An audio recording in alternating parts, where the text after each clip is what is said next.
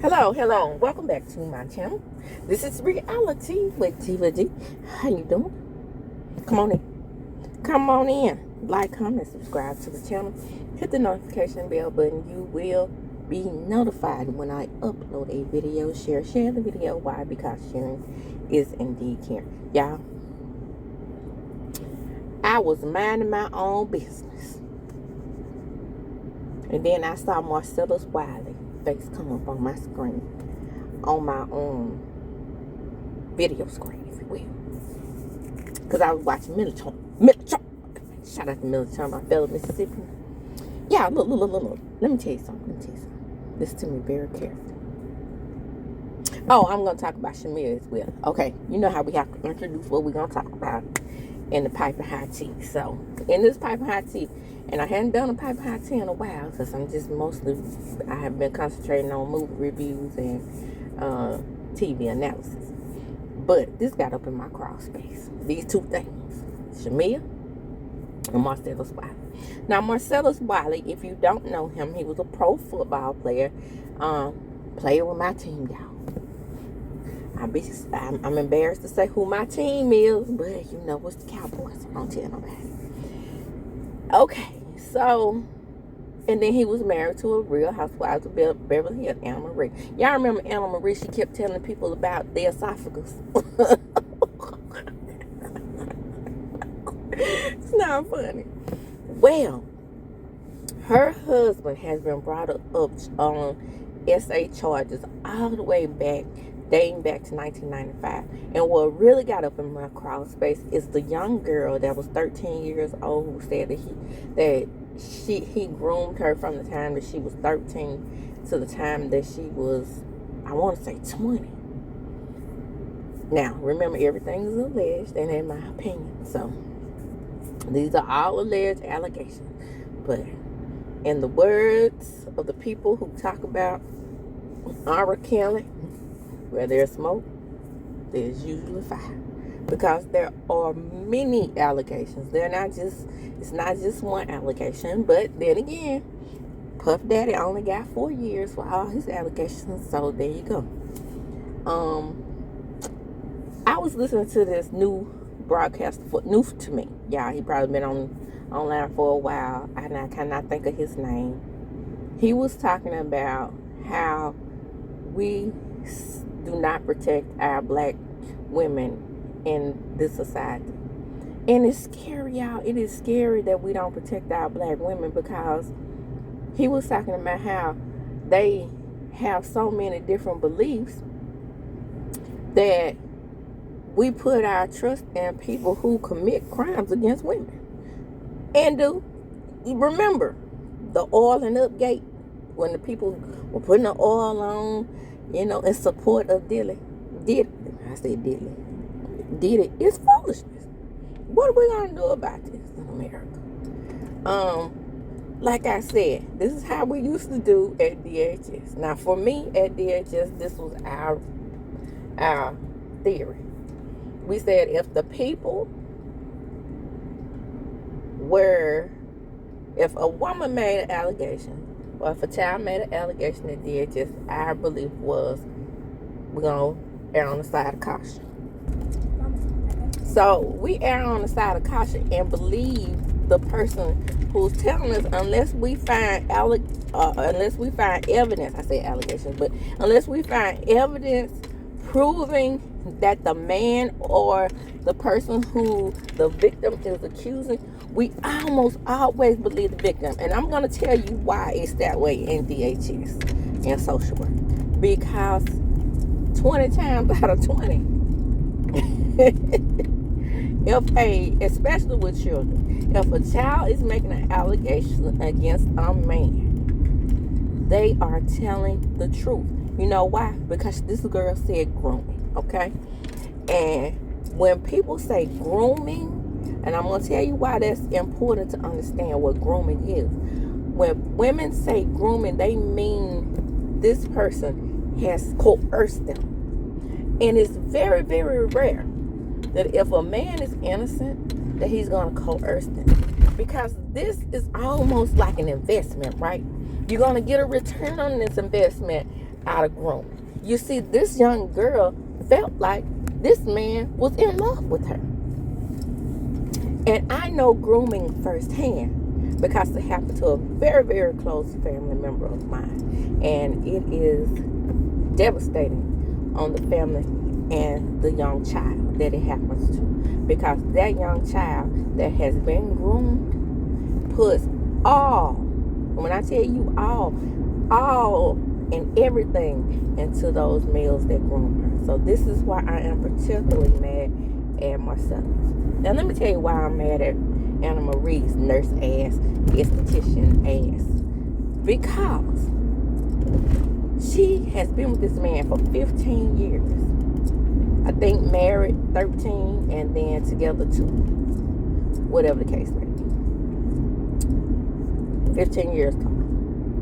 If you know somebody that long, you know something.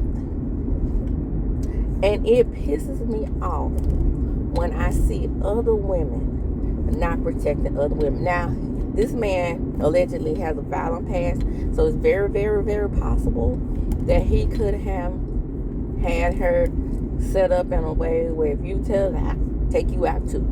So, because they're saying that, she's ready to divorce him at this point. Because everything that she knows is coming out now.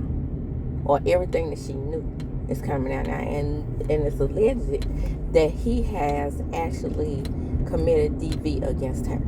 Y'all, when I tell you this is a deep rabbit hole, and we want to stay tuned and pay attention to what's going on, and especially stay tuned to my channel because, I have experienced young girls who have been groomed, removed them from homes from men who've been groomed. And what unnerves me so bad is that I have encountered mothers. And y'all, let me hold myself together.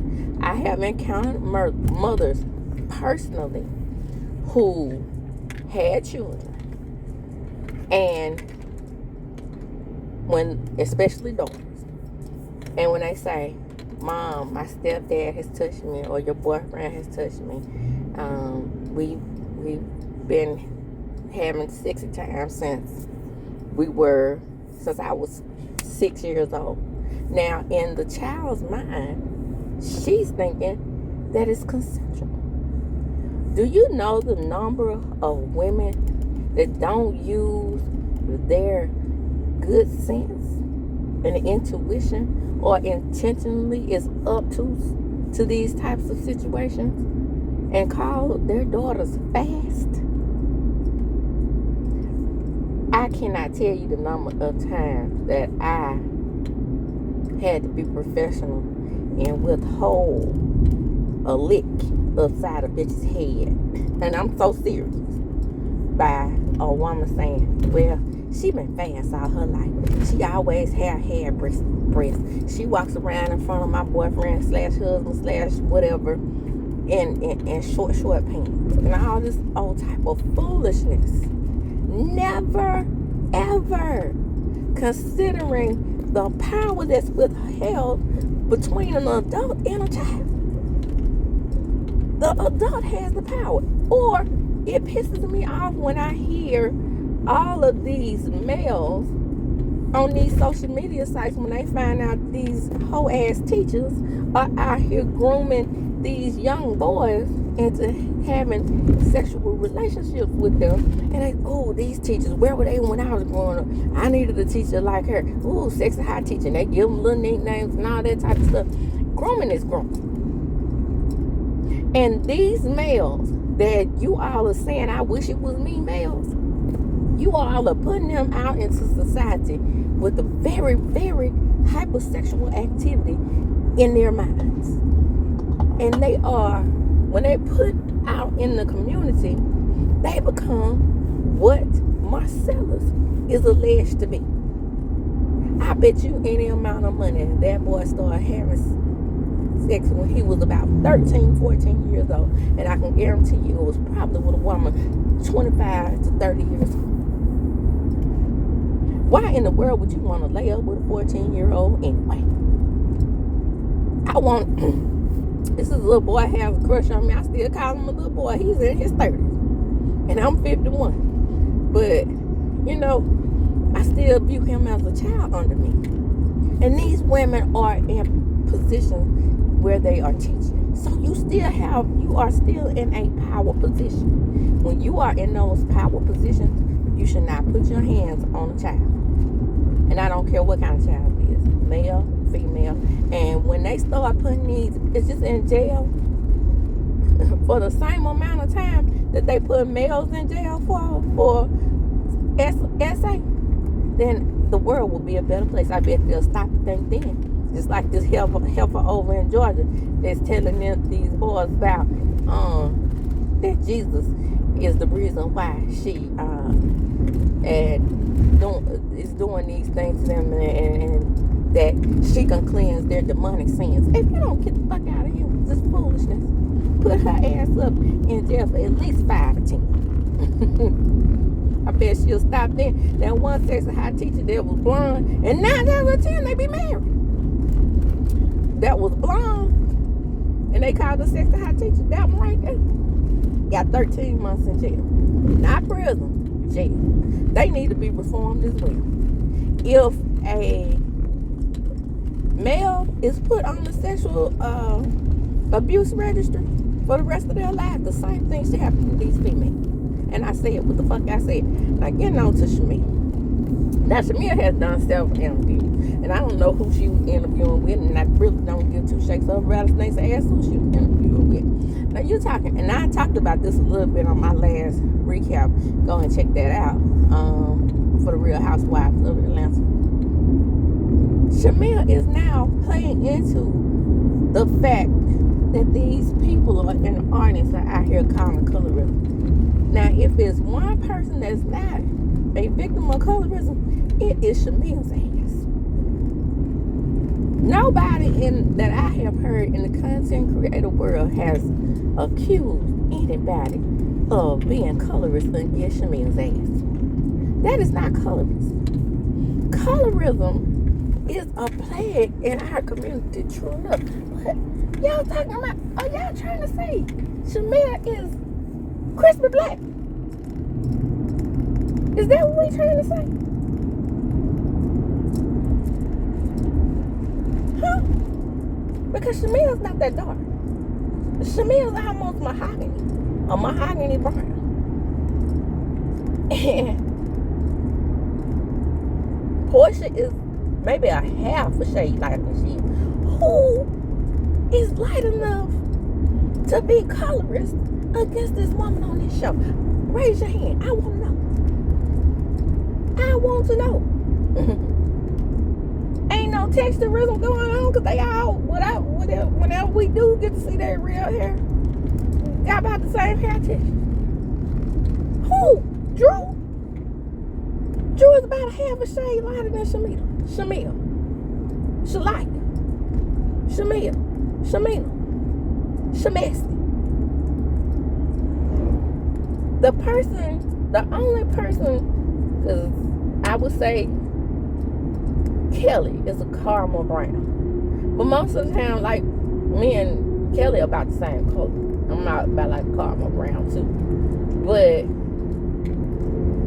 it's very, very rare that caramel brown women are colorless. Now you look over there in Potomac, you can make the accusation that there's some colorism going on. If anything that's going on is lockerism over there.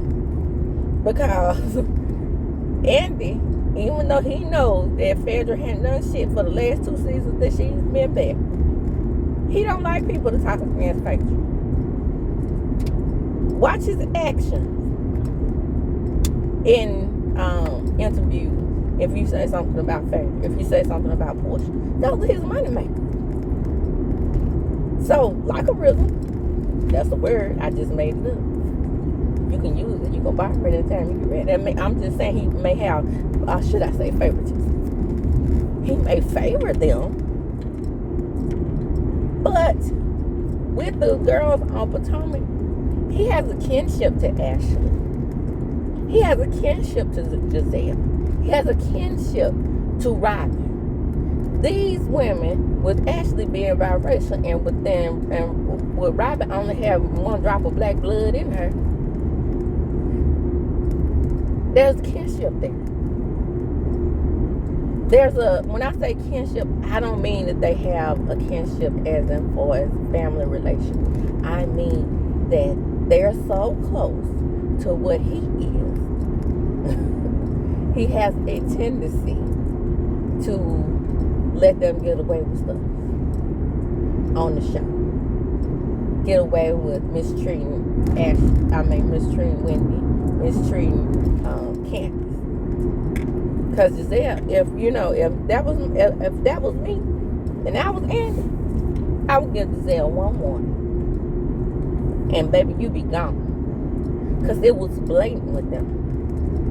You got to show you got to drop down in the comments and give me a good example of Shamia's ass having somebody colorizing her. And then, because she's such a big ass victim and a crying, whining baby, she's falling into the colorism trap that people are setting for her. Who started this mess? That's what I want to know. I know colorism when I see it. Now people are saying that, people are ganging up on her. If this was last season, then, and she had built her little alliance, including Portia, the way she wanted it, then she would be the ganger up on her. I just want you to look back at season 16 and the alliance that she was trying to build. She wasn't trying to build an alliance against Portia at that time. She was trying to build an alliance with Portia.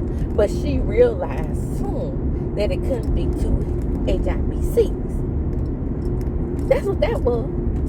So she decided to pull off and, make it the new girl alliance or whatever. But it didn't work out because of that lockerism and favoritism that Portia has. And then her having